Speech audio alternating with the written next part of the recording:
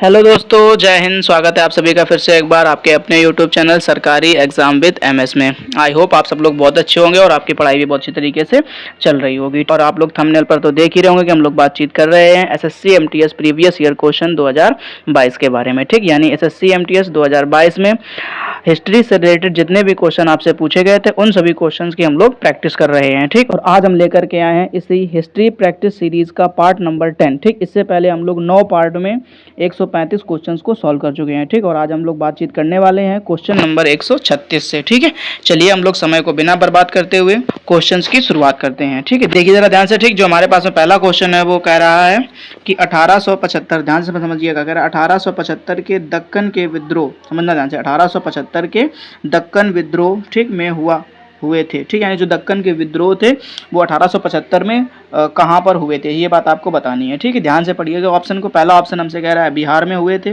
दूसरा ऑप्शन कह रहा है हिमाचल प्रदेश में, तीसरा ऑप्शन कह रहा है महाराष्ट्र में और चौथा ऑप्शन कह रहा है पश्चिम बंगाल में। ठीक है, तो आपको यहाँ पर ध्यान रखना है ऑप्शन नंबर सी। क्या ध्यान रखना आपको? ऑप्शन नंबर सी ध्यान रखना, यानी कि महाराष्ट्र। ठीक, यानी ये आपके जो 1875 में दक्कन जो विद्रोह हुए थे, यानी जो दक्कन के विद्रोह हुए थे वो महाराष्ट्र में हुए थे, ये बात आपको अच्छी तरीके से ध्यान रखनी है। ठीक, और आपसे यहाँ पर एक और क्वेश्चन बन सकता है कि जो दक्कन के विद्रोह हैं वो कहाँ कब हुए थे, तो आपको ध्यान रखना 1875 ईस्वी में, और कहाँ पर हुए थे, तो महाराष्ट्र में हुए थे। ठीक है, चलिए अब हम लोग देखते हैं नेक्स्ट क्वेश्चन को। नेक्स्ट क्वेश्चन जो है वो हमसे कह रहा है क्या कि निम्नलिखित में से किसने, ध्यान रखना, निम्नलिखित में से किसने जयपुर में हवा महल का निर्माण करवाया था। ठीक, ध्यान से देखिए, कह रहा है कि हवा महल का निर्माण किसने करवाया था। ठीक, और कहाँ पर करवाया था, तो जयपुर में। तो पहला क्वेश्चन तो आपसे यही बन सकता है क्या कि जो हवा महल है वो कहाँ पर है, तो आपको ध्यान रखना है जयपुर में है। ठीक, अब बनवाया किसने था ये आपको बात ध्यान में रखनी है। ठीक, पहला ऑप्शन देखिए जरा ध्यान से, हमसे कह रहा है कृष्ण राजेंद्र वाडियार चतुर्थ ने, ठीक, राजा मान सिंह प्रथम ने, उसके बाद तीसरा ऑप्शन कह रहा हमसे महाराजा नरेंद्र सिंह ने, और चौथा ऑप्शन कह रहा हमसे महाराजा सवाई प्रताप सिंह ने। ठीक, तो आपको यहाँ पर ध्यान रखना है ऑप्शन नंबर डी। क्या ध्यान रखना आपको? ऑप्शन नंबर डी, यानी महाराजा सवाई प्रताप सिंह। ठीक, ध्यान रखना आपको अच्छी तरीके से कि महाराजा सवाई प्रताप सिंह ने हवा महल का निर्माण जयपुर में करवाया था। ठीक है, चलिए अब हम लोग देखते हैं नेक्स्ट क्वेश्चन को। नेक्स्ट क्वेश्चन जो है वो हमसे कह रहा है क्या, निम्नलिखित में से, ध्यान रखना, निम्नलिखित में से किस शासक ने देवपुत्र की उपाधि धारण करी थी। ठीक, मतलब ऐसे कौन से शासक थे जिन्होंने देवपुत्र की उपाधि धारण करी थी। ठीक, ध्यान रखना है देवपुत्र की उपाधि धारण करने वाले कौन से ऐसे शासक है, नाम बताना है। जरा ध्यान से पढ़िए। पहला ऑप्शन हमसे कह रहा है होयसल, दूसरा ऑप्शन है कुषाण, तीसरा ऑप्शन है चोल और चौथा ऑप्शन है शक। ठीक है, तो आपको यहाँ पर ध्यान रखना है ऑप्शन नंबर बी। क्या ध्यान रखना? ऑप्शन नंबर बी, यानी कि कुषाण। ठीक, यानी जो कुषाण शासक थे उन्होंने ये उपाधि धारण करी थी। ठीक है, आई होप आप लोगों को ये क्वेश्चन अच्छी तरीके से समझ में आ गया होगा। चलिए अब हम लोग देखते हैं नेक्स्ट क्वेश्चन, और नेक्स्ट क्वेश्चन हमसे कह रहा है क्या, अब ध्यान से देखिए यहाँ पर। ठीक है, जो क्वेश्चन है इसके आपको ऑप्शन जो है नेक्स्ट स्लाइड में देखने को मिलेंगे। फिलहाल हम लोग इसको पहले क्वेश्चन को समझ लेते हैं। कह रहा है कि मराठी समाचार पत्र, ध्यान रखना, जो मराठी समाचार पत्र और उसका नाम क्या है, तो आपको ध्यान रखना है केसरी। ठीक, ये बात ध्यान रखना, जो मराठी समाचार पत्र है केसरी उसके संपादक थे। अब कौन थे ये बात आपको बतानी है। ठीक, तो पहले हम लोग ऑप्शन देख लेते हैं। कह रहा है पहला ऑप्शन है बाल गंगाधर तिलक, ठीक, दूसरा ऑप्शन है हमारा लाला लाजपत राय, तीसरा ऑप्शन है बिपिन चंद्र पाल और चौथा ऑप्शन है अरविंदो घोष। ठीक, तो आपको यहाँ पर ध्यान रखना है ऑप्शन नंबर ए। ध्यान रखना है क्या? ऑप्शन नंबर ए, यानी कि बाल गंगाधर तिलक। यानी जो बाल गंगाधर तिलक हैं इन्होंने केसरी पत्रिका का संपादक, मतलब ये केसरी पत्रिका के संपादक थे। ठीक है, चलिए ध्यान से देखते हैं। ठीक है, हमारे पास में नेक्स्ट क्वेश्चन है वो कह रहा है क्या कि इल्बर्ट बिल लॉर्ड रिपन के कार्यकाल के दौरान सन कितने में भारतीय और यूपी न्यायाधीशों के बीच समानता स्थापित करने के लिए पारित किया गया था। ठीक, देखिए जरा ध्यान से, बड़ा अच्छा क्वेश्चन है। सबसे पहले तो आप एक बात ये ध्यान रख लीजिए कि जो आपका ये इल्बर्ट बिल है ये किसके कार्यकाल के दौरान पारित किया गया था। ठीक, तो आपको ध्यान रखना है लॉर्ड रिपन। ठीक, पहली बात तो आप यहाँ पर ये तैयार कर लीजिए क्या कि जो इल्बर्ट बिल है वो किसके कार्यकाल के दौरान पारित किया गया था, तो आपको ध्यान रखना है लॉर्ड रिपन के कार्यकाल के दौरान। ठीक, अब दूसरी बात क्या ध्यान रखना है कि ये लागू क्यों किया गया था, तो कह रहा भारतीय और यूरोपीय न्यायाधीशों के बीच समानता स्थापित करने के लिए। ठीक, ध्यान रखना है जो इल्बर्ट बिल है वो क्यों लागू किया गया था, क्यों पारित किया गया, तो आपको ध्यान रखना है भारतीय और यूरोपीय न्यायाधीशों के बीच समानता स्थापित करने के लिए। ठीक, अब तीसरा जो है जो आपसे पूछा गया है वो कह रहा है कि कब पारित किया गया था, ये बताना है आपको ध्यान से। ठीक, ये अच्छे तरीके से समझना है आपको। पहला ऑप्शन आपसे कह रहा है कि 1876 ईस्वी में पारित किया गया था, दूसरा ऑप्शन कह रहा है 1871 ईस्वी में पारित किया गया था। तीसरा ऑप्शन कह रहा है आपसे 1883 ईस्वी में पारित किया गया था। और चौथा ऑप्शन कह रहा है 1892 ईस्वी में पारित किया गया था। ठीक, तो आपको यहाँ पर ध्यान रखना है ऑप्शन नंबर सी। क्या ध्यान रखना आपको? ऑप्शन नंबर सी याद रखना है आपको, यानी कि 1883 ईस्वी में। ठीक, अब एक बार फिर से क्वेश्चन को पढ़ो। कह रहा है कि इल्बर्ट बिल, अब इल्बर्ट बिल जो है वो किसके कार्यकाल के दौरान? तो लॉर्ड रिपन के कार्यकाल के दौरान। ठीक, और किनके बीच में? तो ध्यान रखना भारतीय और यूरोपीय न्यायाधीशों के बीच समानता स्थापित करने के लिए। और कब? तो 1883 ईस्वी में। ठीक, आई होप आप लोगों को अब ये क्वेश्चन बहुत ही तरीके से समझ में आ गया होगा। ठीक, और उम्मीद करता हूँ कि आप लोग ये क्वेश्चन का आंसर कभी भी भूलोगे नहीं। ठीक है, चलिए अब हम लोग देखते हैं नेक्स्ट क्वेश्चन को। अब नेक्स्ट क्वेश्चन जो है हमारे पास में दिया गया है, कह रहा निम्नलिखित में से, ध्यान रखना, निम्नलिखित में से कौन सा भारतीय दर्शन के 6 पद्धतियों का हिस्सा नहीं है? ठीक, ध्यान रखना है कि निम्नलिखित में से कौन सा जो भारतीय दर्शन है ये 6 पद्धतियों का हिस्सा नहीं है, यानी भारतीय दर्शन के जो 6 पद्धतियां हैं उनका हिस्सा नहीं है, वो आपको बताना है। ठीक, तो जरा ध्यान से देखिए। पहला ऑप्शन आपसे कह रहा है सांख्य, दूसरा ऑप्शन कह रहा है द्राविड़, और तीसरा ऑप्शन कह रहा है योग, और चौथा ऑप्शन कह रहा है न्याय। ठीक, तो आपको यहाँ पर ध्यान रखना ऑप्शन नंबर बी, यानी कि द्राविड़, यानी जो द्राविड़ है वो भारतीय दर्शन के 6 पद्धतियों का हिस्सा नहीं है। ठीक है, चलिए अब हम लोग देखते हैं नेक्स्ट क्वेश्चन को। अब नेक्स्ट क्वेश्चन जो है वो हमसे कह रहा है, क्या कह रहा, ब्रह्म सभा के संस्थापक, ध्यान से पढ़िएगा क्वेश्चन, कह रहा ब्रह्म सभा के संस्थापक थे। अब कौन थे ये आपको ऑप्शन देख करके बताना है। पहला ऑप्शन आपसे कह रहा है राजा राम मोहन राय थे।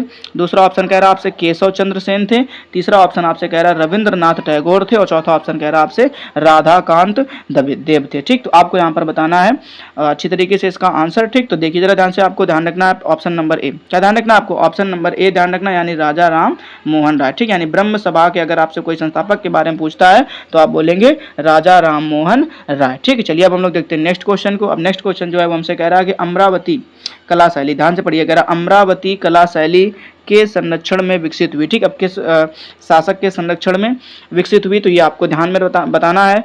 ठीक है, जरा पढ़िए। पहला ऑप्शन हमसे कह रहा है कि पाल वंश के समय में के संरक्षण में, या चोल वंश के संरक्षण में विकसित हुई, या चेर वंश के संरक्षण में विकसित हुई, या सातवाहन वंश के संरक्षण में विकसित हुई। ठीक, तो आपको यहाँ पर ध्यान रखना ऑप्शन नंबर डी, यानी कि क्या हो जाएगा आपका सातवाहन। ठीक, यानी सातवाहन वंश के संरक्षण में जो अमरावती कला शैली है वो विकसित हुई थी। ठीक है, चलिए अब हम लोग देखेंगे नेक्स्ट क्वेश्चन को। अब नेक्स्ट क्वेश्चन जो है वो हमसे कह रहा है कि पानीपत का तृतीय युद्ध, अब ये तो सबको अच्छी तरीके से रट जाना चाहिए। ठीक, इसको तो कई बार आप लोग सॉल्व भी कर चुके होंगे। ठीक, कह रहा है क्या कि पानीपत का तृतीय युद्ध सन में हुआ था, यानी कि कब हुआ था, यानी जो पानीपत का तृतीय युद्ध है वो कब हुआ था, आपको ध्यान रखना। ऑप्शन नंबर ए में कह रहा है 1754 ईस्वी में।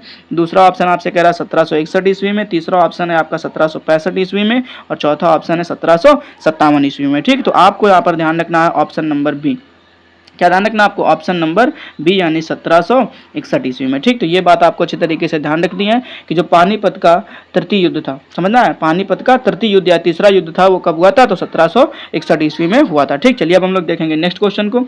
नेक्स्ट क्वेश्चन जो है वो हमसे कह रहा है क्या, जैन तथा बौद्ध धर्म जिस समय लोकप्रिय हो रहे थे, समझना ध्यान से, कौन कौन से धर्म, तो कह रहा है जैन धर्म तथा बौद्ध धर्म। कह रहा जैन धर्म जो तथा बौद्ध धर्म जिस समय लोकप्रिय हो रहे थे उसी समय ब्राह्मणों ने, ध्यान रखना, उसी समय ब्राह्मणों ने 4 आश्रमों की व्यवस्था की थी। ठीक, 4 आश्रमों की व्यवस्था की थी। निम्नलिखित में से किस आश्रम की व्यवस्था नहीं की गई थी? ठीक, अब ये समझो क्वेश्चन पहले आपसे क्या पूछा गया है। ठीक, कह रहा है कि जैन धर्म और बौद्ध धर्म जिस समय अपनी चरम सीमा पर थे, मतलब अपने लोकप्रियता की ओर बढ़ रहे थे, उसी समय ब्राह्मणों ने 4 आश्रमों की व्यवस्था करी थी। ठीक, अब उन 4 आश्रमों में से इन ऑप्शन में से कौन सा आश्रम की व्यवस्था नहीं करी गई थी? ठीक, ये बात आपको बतानी है। तो देखिए जरा ध्यान से, पहले हमसे कह रहा है क्या कि गृहस्थ आश्रम, ध्यान रखना है ध्यान से। ठीक, पहला ऑप्शन क्या है आपका गृहस्थ आश्रम, दूसरा ऑप्शन कह रहा है परमार्थ आश्रम, तीसरा ऑप्शन कह रहा है वानप्रस्थ आश्रम, और चौथा ऑप्शन कह रहा है ब्रह्मचर्य आश्रम। ठीक, आपको यहाँ पर ध्यान रखना ऑप्शन नंबर बी। क्या याद रखना आपको? ऑप्शन नंबर बी याद रखना, यानी कि जो आपका परमार्थ है,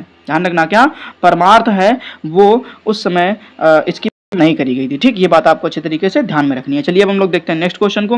नेक्स्ट क्वेश्चन जो है हमसे कह रहा है कि भारतीय राष्ट्रीय कांग्रेस का विभाजन, ध्यान रखना, भारतीय राष्ट्रीय कांग्रेस का विभाजन सन कब में हुआ था? ठीक, यानी किस सन में हुआ था ये बात आपको बतानी है। भारतीय राष्ट्रीय कांग्रेस का जो विभाजन है वो किस सन में हुआ था ये बात आपको अच्छे तरीके से बतानी है। ठीक, चलिए ध्यान से पढ़िए। पहला ऑप्शन हमसे कह रहा है कि 1907 ईस्वी में, और दूसरा ऑप्शन हमसे कह रहा है 1903 ईस्वी में, तीसरा ऑप्शन हमसे कह रहा है 1905 ईस्वी में और चौथा ऑप्शन कह रहा है 1901 ईस्वी में। ठीक, तो आपको ध्यान रखना है ऑप्शन नंबर ए। क्या ध्यान रखना आपको? ऑप्शन नंबर ए याद रखना, यानी 1907 ईस्वी में। ठीक, तो फिर से सुन लीजिए क्वेश्चन को। कह रहा भारतीय राष्ट्रीय कांग्रेस का विभाजन कब हुआ था? तो आपको बताना 1907 ईस्वी, यानी जो भारतीय राष्ट्रीय कांग्रेस का विभाजन है वो 1907 ईस्वी में हुआ था। ठीक, आई होप आप लोगों को ये क्वेश्चन इसी तरीके समझ में आ गया होगा। चलिए अब हम लोग देखते हैं नेक्स्ट क्वेश्चन को। अब नेक्स्ट क्वेश्चन जो है वो हमारे पास में दिया गया है। कह रहा है कि किस विदेशी आक्रमणकारी ने अपने प्रदेश, ध्यान रखना, किस विदेशी आक्रमणकारी ने अपने प्रदेश चंद्रगुप्त मौर्य को सौंप दिए थे? देखिए जरा ध्यान से समझिए।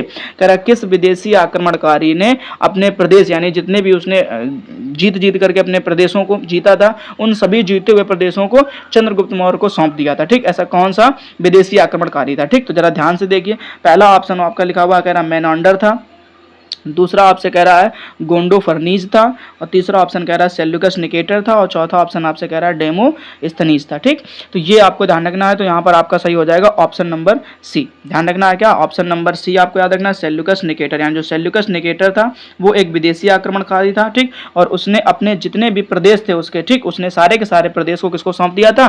चंद्रगुप्त मौर्य को सौंप दिया था। ठीक, आई होप आप लोगों को क्वेश्चन इसी तरीके समझ में आ गया होगा। चलिए अब हम लोग देखते हैं नेक्स्ट क्वेश्चन को। अब नेक्स्ट क्वेश्चन जो है वो हमसे कह रहा है क्या, निम्नलिखित में से कौन, ध्यान रखना, निम्नलिखित में से कौन दक्षिण भारत के, समझना ध्यान से, निम्नलिखित में से कौन दक्षिण भारत के पांड्य वंश, समझना ध्यान से, पांड्य वंश का प्रसिद्ध शासक था?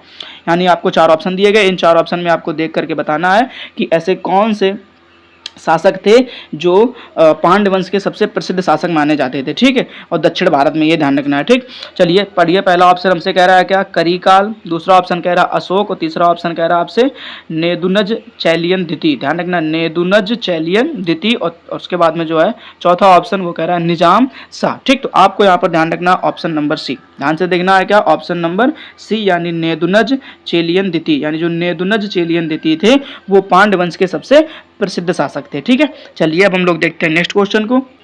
अब हमारे पास में नेक्स्ट क्वेश्चन है, कह रहा है कि धर्म सभा के संस्थापक कौन थे? यानी जो धर्म सभा थी उसके संस्थापक कौन थे, ये बात आपसे पूछी गई। ठीक, तो जरा ध्यान से पढ़िए। पहले ऑप्शन को पढ़ लेते हैं। पहला ऑप्शन आपसे कह रहा है राधाकांत देव, उसके बाद दूसरा ऑप्शन कह रहा है आपसे दादोबा पांडुरंग, और तीसरा ऑप्शन कह रहा है आर.जी. भंडारकर, और चौथा ऑप्शन कह रहा है राजा राममोहन राय। यानी जो धर्म सभा के संस्थापक थे वो कौन थे? तो चारों ऑप्शन आपने ध्यान से पढ़ लिए हैं, तो अब आंसर बताइएगा। अब आपका याद रखना है, अब आपको याद रखना है यहाँ पर ऑप्शन नंबर ए। क्या ध्यान रखना आपको? ऑप्शन नंबर ए, यानी राधाकांत देव। यानी राधाकांत देव ने जो है धर्म सभा की स्थापना करी थी। ठीक, चलिए अब हम लोग देखते हैं नेक्स्ट क्वेश्चन और आज का लास्ट क्वेश्चन। ठीक है, ध्यान से पढ़िएगा। कह रहा है क्या कि बनारस में हिंदू कॉलेज की स्थापना, ध्यान रखना, बनारस में हिंदू कॉलेज की स्थापना कब हुई थी? ठीक है, यानी किस सन में बनारस में हिंदू कॉलेज की स्थापना हुई थी? तो जरा ध्यान से पढ़िए ऑप्शन को। पहला ऑप्शन आपसे कह रहा है 1784 ईस्वी में, दूसरा ऑप्शन कह रहा है 1786 ईस्वी में, और तीसरा ऑप्शन कह रहा है 1791 ईस्वी में, चौथा ऑप्शन आपसे कह रहा है 1785 ईस्वी में। ठीक, तो आपको यहाँ पर ध्यान रखना है ऑप्शन नंबर सी। क्या ध्यान रखना आपको? ऑप्शन नंबर सी, यानी 1791 ईस्वी में। ठीक, 1791 ईस्वी में बनारस में हिंदू कॉलेज की स्थापना हुई थी। ठीक है, आई होप आप लोगों को सारे के सारे क्वेश्चन इस तरीके समझ में आ गए होंगे, और उम्मीद करता हूं आप लोग जल्दी इन सभी क्वेश्चन को तैयार कर लोगे। ठीक है, और हम लोग फिर से मिलेंगे इसके नेक्स्ट पार्ट में। तब तक के लिए अपना ख्याल रखना और अच्छे से पढ़ाई करते रहना। ठीक है।